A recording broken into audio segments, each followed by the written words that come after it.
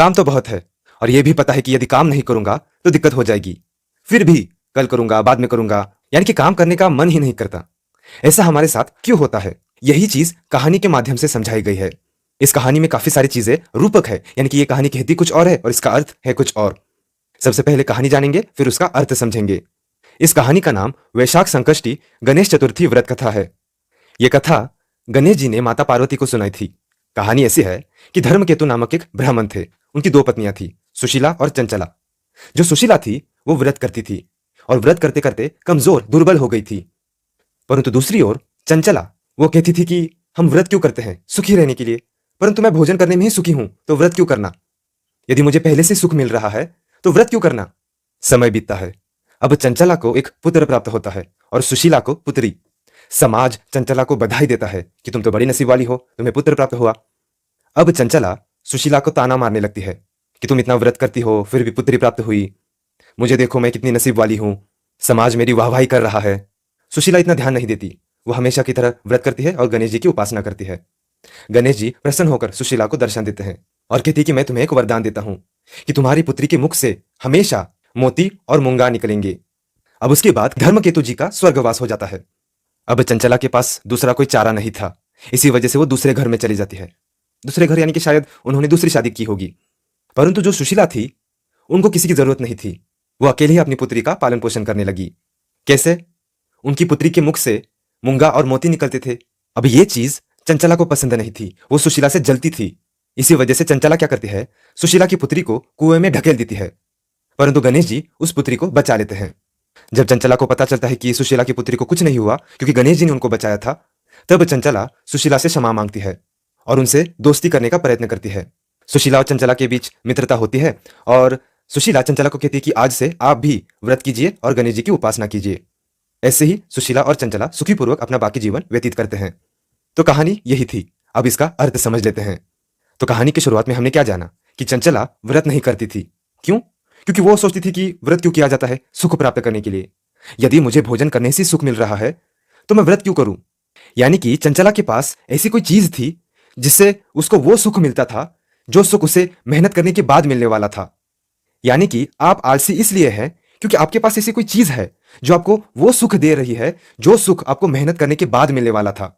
वो कुछ भी हो सकता है, मोबाइल हो सकता है, भोजन करना या फिर आराम करना। ऐसी कोई चीज है जो आपके दिमाग में डोपामिन रिलीज कर रही है। जो सुख आपको मेहनत के बाद मिलने वाला था वो सुख आपको पहले ही मिल रहा है। तो आपने आजू बाजू देखिए कि आपके पास ऐसी कौन सी चीज है जो आपको सुख दे रही है, जिससे आपके दिमाग में डोपामिन रिलीज हो रहा है, उसको हटा दो।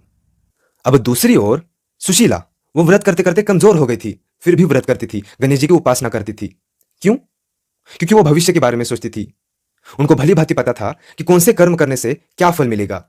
तो बस आपको भी वही करना है। क्या करना है? भविष्य की चिंता नहीं करनी।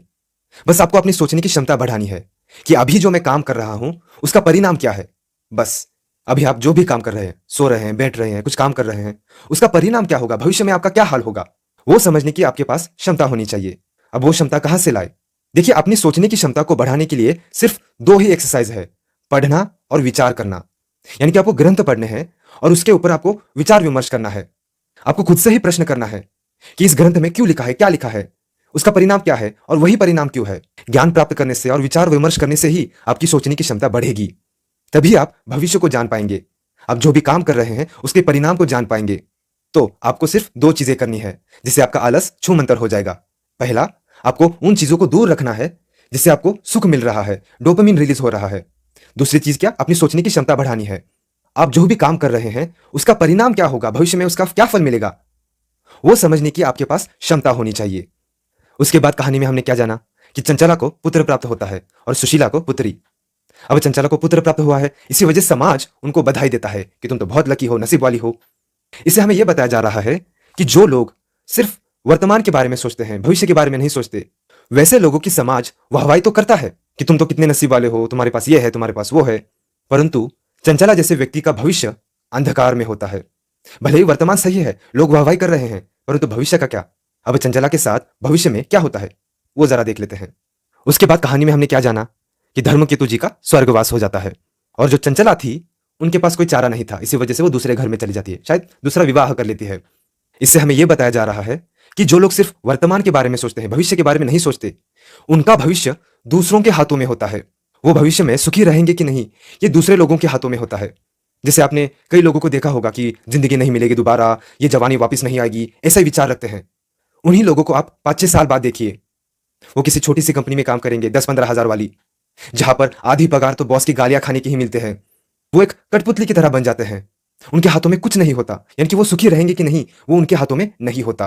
तो यही कहानी थी। वीडियो देखने के लिए धन्यवाद। गणपति बप्पा मोरया, मंगलमूर्ति मोरया।